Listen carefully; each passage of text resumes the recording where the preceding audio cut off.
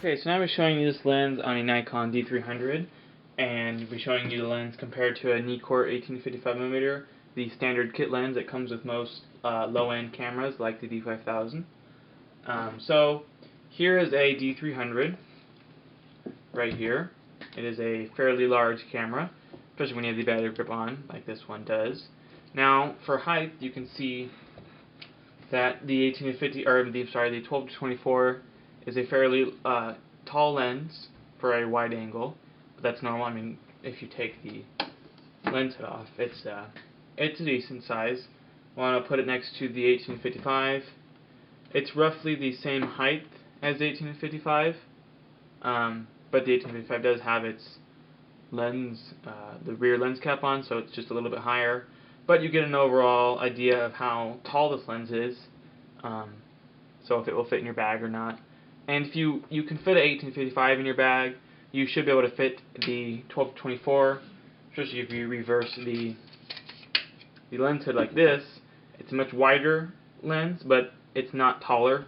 So if you have a wide but not deep bag, you should be able to fit this lens in there. So let's take this, reverse this real quick, and take this off.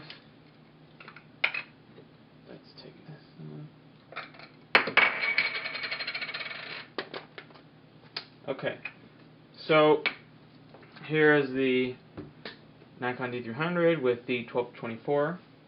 As you can see, you pretty much can't even see the D300 when you're looking straight onto the lens. So it's a very wide lens when you have the lens hood on. We'll look at the side. It's not too long. As you can see, the lens hood is pretty big, you know. But I like lens hoods like that. Okay, so this whole package, I have the AA batteries in here, so these are pretty heavy compared to just using the standard Nikon battery. So it's pretty heavy with all this stuff. You know, one hand gets pretty hard to hold this whole thing because this lens does put the heaviest part of this lens is in the front. That's where most of the elements are. So yeah, it is pretty heavy trying to do it with one hand, but you know, you put another hand right here, and it's really not hard at all. And this weight, same thing, pretty heavy. Put a hand underneath, it's really not that bad anymore. You know, so, and what's nice is when you're doing the zoom, the barrel does not come out anymore from here. It all stays in here, so if you're shooting something close, you don't have to worry about the barrel coming out and hitting whatever you're taking photos of. It doesn't stick out that far at all. And like I said, I could have something about this close, you know, right here, and be able to focus on it. Like, let's see, let's look through here. Let's turn the autofocus on, and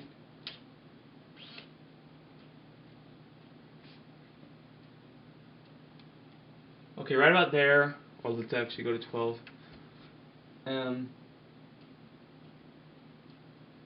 So right about there, you know, it was a little farther than I was saying, but right about there, I'm able to focus. So, and that's about in focus right there. So that's still close. I mean, it's not quite right here, but it is. Actually, yeah, it is still. I was right. It's still about the end of this. I was thinking I was talking about this. It still is about the end of this lens hood part right here that you can focus. So it is pretty close, you know. It looks kind of far away when you're at 12mm because it's just so wide.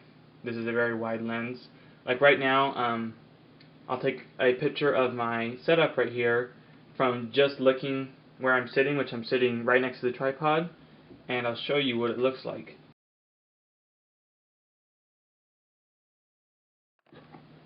Okay, so to talk about the size between this, the 18-55, and the 12-24 a little bit more, let's take this off.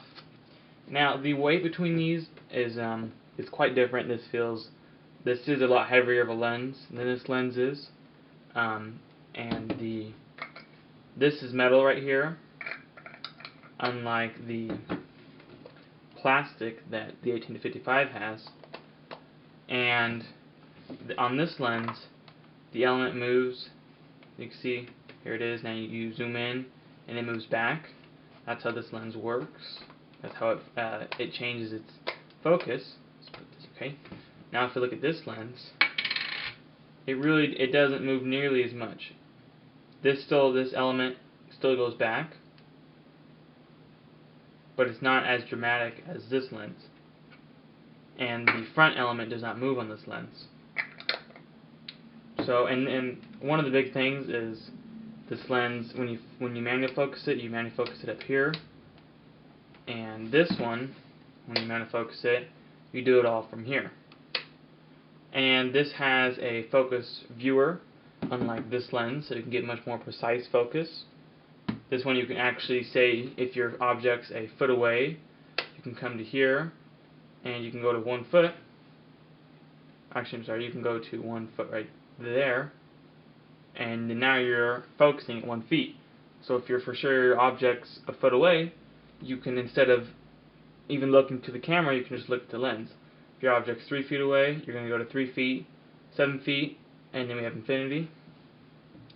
So that's nice. I really like that part.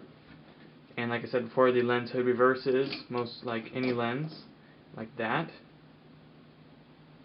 So now I'll be showing you some photos that I've taken with this lens.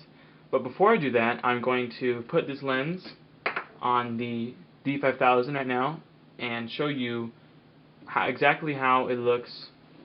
So I'm going to go to 18mm on this lens. So that's the widest the 18-55 goes. Now this is the widest the 12-24 goes. And see, it is much wider. There's a whole lot more in the actual, right in here. This is a whole lot wider. That's very good if you're trying to do videos such as this, or not even this one. A video like a review or a family shot, something like that.